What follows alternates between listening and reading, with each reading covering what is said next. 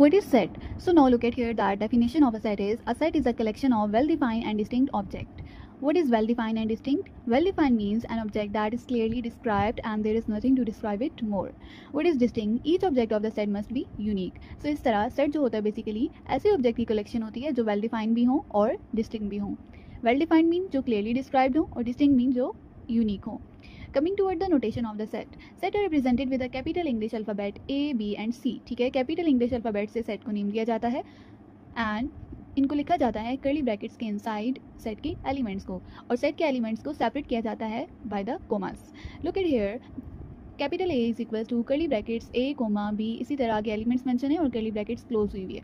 तो capital A basically it is a set and represented by A. Set का name है capital A and जो अंदर elements ही आपको शो हो रहे हैं बेसिकली ये सेट के एलिमेंट्स हैं और जो इन्वर्टेड ये कॉमर्स डाले हुए हैं ये बेसिकली एलिमेंट्स को सेपरेट करने के लिए डाले गए हैं और कर्ली ब्रैकेट्स जो हैं वो ही सेट की नोटेशन है. तो basically this is the notation for the set. Look at here the example for the set A equals to, ये एग्जांपल मौजूद है जहां एलिमेंट्स हैं 1 2 3 एंड 1, इनको कॉमा से स्प्लिट किया गया है. बताना है कि ये सेट है या फिर नहीं है. स्टूडेंट आपको ये नज़र तो आ रहा है, वैसे अगर नोटेशन देखें तो ये नोटेशन के तरफ से देखा जाए तो ये सेट है, लेकिन हम डेफिनेशन के थ्रू इसको चेक करते हैं.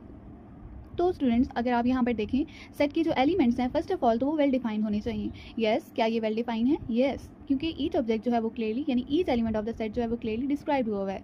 ठीक है, coming towards the next part of the definition that is basically distinct. Each object of the set must be unique. Unique मतलब रिपीटिशन नहीं होनी चाहिए. ठीक है, सेट के एलिमेंट्स में तो यहाँ पर आप देखें 1 2 टाइम रिपीट हो गया है. सो इस वजह से सेट जो है ये नहीं हुआ.